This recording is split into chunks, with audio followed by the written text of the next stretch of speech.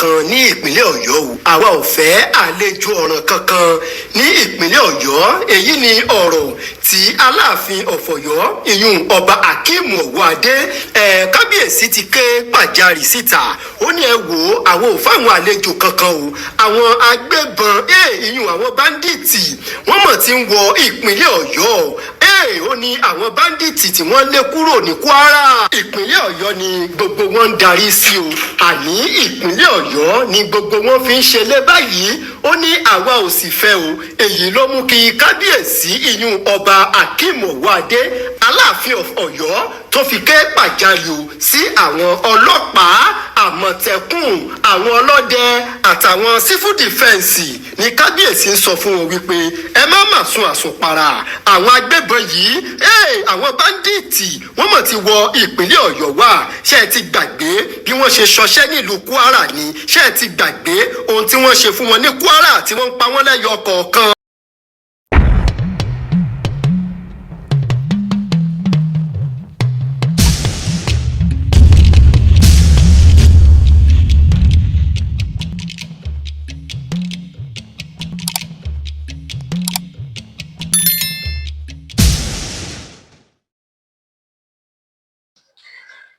ìrìn àjò àwọn Fúlàní darandaran sí agbègbè Ọ̀yọ́ àti ìlú Ọ̀yọ́ pàápàá jùlọ ní ìgbèríko kan tí wọ́n ń pè ní Akódúdú. Àwọn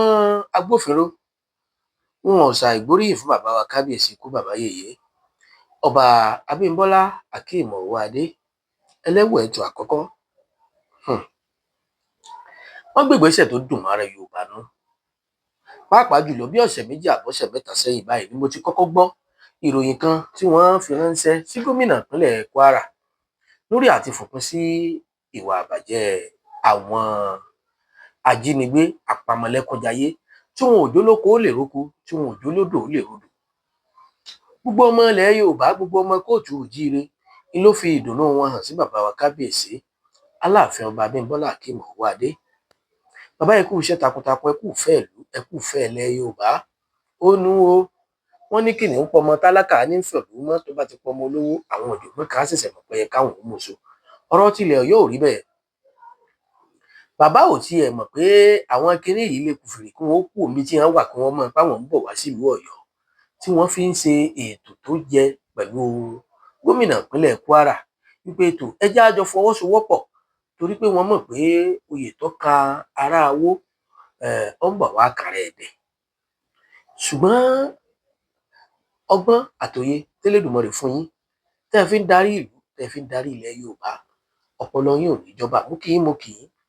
Àwọn ọlọ́pàá tiẹ̀ sọ̀rọ̀ wọ́n gbóríyìn fún yín ẹ̀jẹ̀ àkọ́kọ́ jọ lọ ọbẹ̀ náà ká wá padà dé ká wá ṣe bú ọ̀rọ̀ lójú ibi tọ́rọ̀ wà. Ọmọdé àtàgbàlagbà gbogbo ará Ọ̀yọ́ pátá la kí o lọ́kùnrin lóbìnrin ọmọdé àtàgbàlagbà a kí gbogbo yín. A fẹ́ fi àsìkò yìí dúpẹ́ lọ́wọ́ kábíyèsí ọba wa Abimbola Akeem ẹlẹ́wẹ̀ẹ́tù one His Royal Majesty Abimbola Akeem ẹlẹ́wẹ̀ẹ́tù one wọ́n ṣe méje pẹ̀lú àwa agbófinró gbogbo wa pátá àti àmọ̀tẹ́kùn àti civil defence Nigerian police àmọ̀tẹ́kùn civil defence hunter gbogbo wa pátá la gbọ́ pé àwọn Fúlàní tí wọ́n ti òkè Ọya wá pàápàá jùlọ àwọn tí wọ́n lé ní òkè Ọdẹ wọ́n ti ń wọnú Ọ̀yọ́ o. Ìbéèrè tí kábíyèsí sí wa nídìí pé ká gbìyànjú ká wọnú igbó Akódúdú yẹn lọ. Àánú mi dẹ̀dẹ̀ with our synergy with the Nigerian civil defence,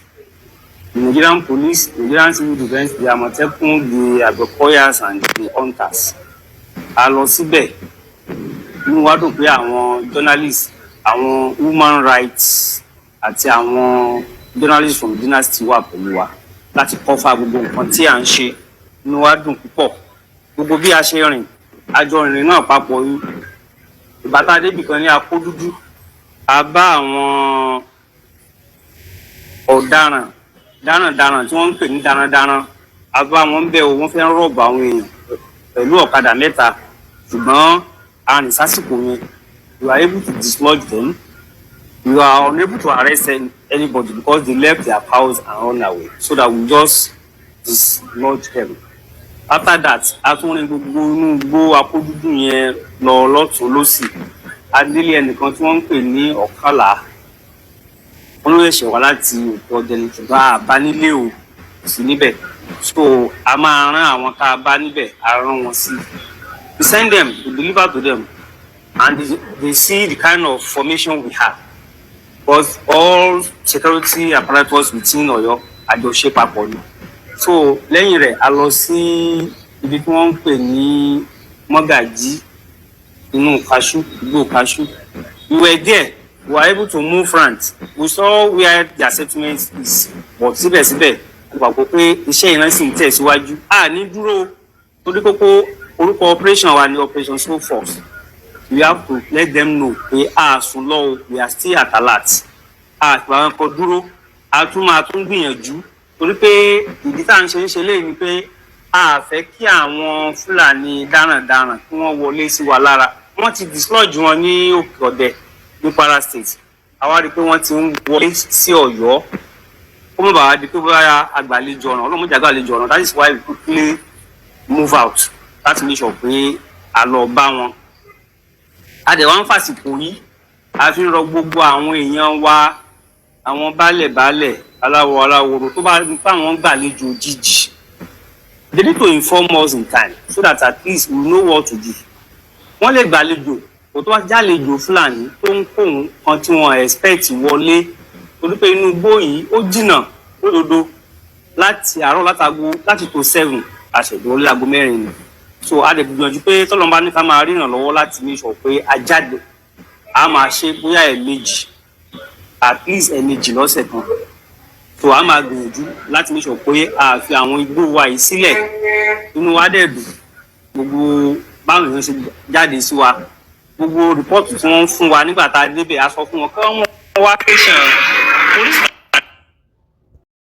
Ajàmbàdàn sọjọ́ bí golden jubilee alhamdulillah. ọjọ́ tó wáyé ló kì í ṣeré òkú fọ́pẹ́ táwọn òbí ẹ̀ ò lè sọ tó máa jẹ láyé. ọjọ́ òbí nìkan tó wá kọ́ ọ yóò sì fi lọ́lẹ̀ sinimá eré ajé gbogbo ẹbí ọ̀rẹ́ ojúlùmọ̀ àtàlájọṣe ẹ wá kájọ pé Ajàmbàdàn lárugẹ ìrìn àjò àádọ́ta ọdún Ajàmbàdàn fẹ́ fẹ̀mí ìmoore hàn fẹ́ dúpẹ́ 2-in-1 lẹ́tọ̀ yìí yóò wáyé ní November 14, 2025 ní Genesis Hotel Challenge nìbàdàn aṣọ ẹbí tẹ̀ ẹ bára ní Pase tẹ́ fi wọlé aṣọ ọ̀pá mẹ́rin 15,000 naira ọ̀pá mẹ́fà 20,000 naira men package with cap 30,000 naira ẹni tó fẹ́ ra aṣọ Ajàmbàdàn ẹ máa pè sórí àwọn ẹ̀rọ ìbánisọ̀rọ̀ yìí ẹ̀yin tìpínlẹ̀ Èkó 081 47 50 62 10 ẹ̀yin tìlú Ìbàdàn 080 59 31 97 55 ẹ̀yin tọ̀yọ́ Aláàfin 081 36 58 83 05 bí ẹ bá ti ń ra aṣọ lẹ́yìn máa gba páàsì tẹ́ fi wọlé Ajàmbàdàn òdò ló ní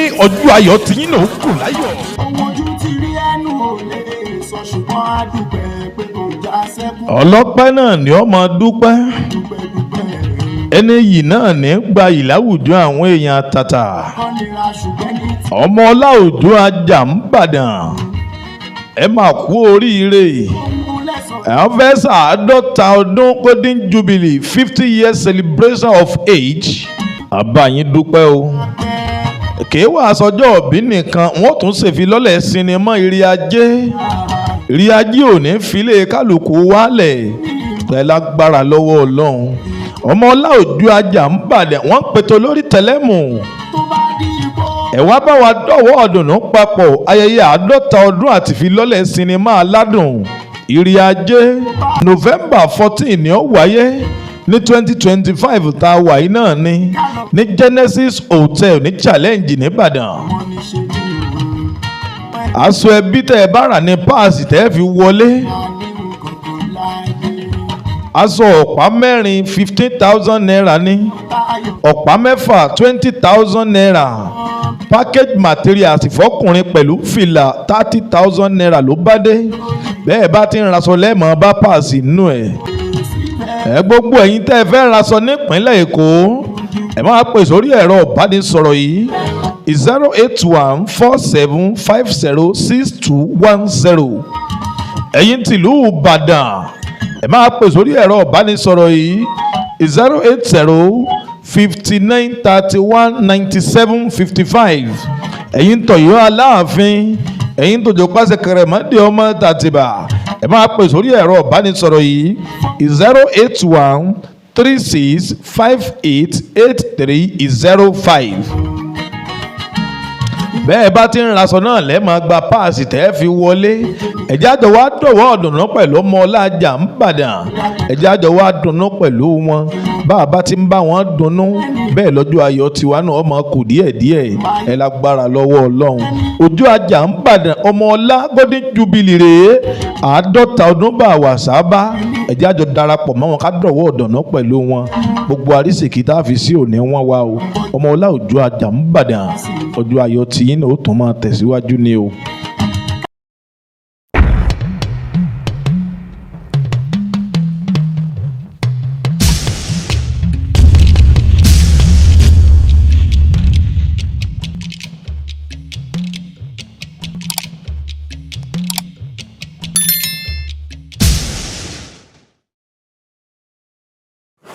Ọlọ́run ò ní jẹ́ èmi ò ní fojú sunkún kankan lóyìn sí ní pàdé yín mọ́ṣúárì. tí ó bá kí ṣe tọ́lọ́ Ọlọ́run àtọ́lá àwọn parents àti mo rò mọ́ Bùsáyọ̀ lára inú àgbàrá ìjẹ̀lẹ̀ bá ti ọgbókù ẹ̀. gbẹ́gbẹ́gbẹ́gbẹ́gbẹ́ sọ́hún tó múra kankan à ń sọ̀rọ̀ wájú mi à ń sọ̀rọ̀ òun wíkún bí à ń wẹ̀ tẹ̀ ẹ̀fọ́. kí ló ní tẹ́jẹ̀ ìjọ wọ̀ lójú dẹ ó ṣètò sàlẹ̀ bí agolo rọ́ọ̀bù èyí dùn sí kọjú àgbàlagbà kọ́ máa sapá bí apá wà yù. à ń gúnrégé ẹnu ògúnrégé ẹnu bóòlù ṣe lè tó sókun máa wó ruru kí wọ́n wà ruru ni bó ṣe wo èmi ní ìsagbàyà torí inú ẹbí Ọlọ́run èmi náà ló ń la ká ìtọ́jú lọ́run fi ṣaṣíwájú yín èmi ò sì ní síyìn darí sọ̀rọ̀ mi yọ ìyìn ní síyìn darí kí ni tí mẹ́mẹ́ tí o ti bẹ̀ kú kò sí bọ́sà ṣe lè le tó ẹ̀gbọ́n rẹ ní í ṣe tálásìrí bá wí bí òpònú tiẹ̀ náà mo sì pé kalẹ̀ mo pè ń kọ́kọ́ mo pè ń bàbá sóò ti lọ́kọ̀ tó fẹ́fẹ́ yé mẹ́ni ọ̀fẹ́fẹ́ nígbà mo súná ọgbọ̀kọ̀ wa tọ́jábùrò bàbá yìí ọmọkọ̀dé wájú mi bó sì ṣàdúrà fún ta ló fẹ́fẹ́ òun ò tí ì lọ́kọ bóyá orí ní ta kò ní ọ̀dà wá ní kí n bá ọmọ ọ̀rẹ́ mi sọ̀rọ̀ tí ń ta pákó ẹ̀ńpọ̀ ó lóun ò lè fẹ́ ó ní wèrè òtótó ẹ dákun sí ìwé wọn fi fọkọ ẹbí kéèyàn ò ti súnmọ́ yàn kọ́ máa yín mọ́lẹ̀ bí ẹlẹ́dẹ̀ ni tọ́rọ̀ bá ti á dé báyìí èmi ọmọ tí màá ṣe kọ́ wá bá mi èmi náà lọ́rùn yín èmi náà lọ nílàkà inú ẹbí wa tọ́ ẹ kọ́ sọ̀rọ̀ fún kí ló fẹ́ gbà nù kọ́ fọkọ àbúrò rẹ̀ ẹ dákun kí ló fẹ́ gbà ń bẹ̀ àmọ́ nǹkan tí èmi wá rò torí bó ṣe wulẹ̀ kórí náà ẹ̀gbọ́n rẹ̀ ní í ṣe sọ́ọ̀ mi ti yọ tá a bá sì kẹran dàálẹ̀ nísìn ta ni ẹ kọ́kọ́ mú sọ́ọ̀mù kò ní ọ kọ́kọ́ mú àmọ́ mo di bí ọkọ nísìn ẹ máa gbà mọ́ ẹ mẹ́ni tí ọ kọ́kọ́ mú ọmọkùnrin tí wọ́n ń sọ yìí ṣé ọ̀dọ̀ lójú pé ọmọkùnrin ó nífẹ̀ẹ́ rẹ̀ dáadáa.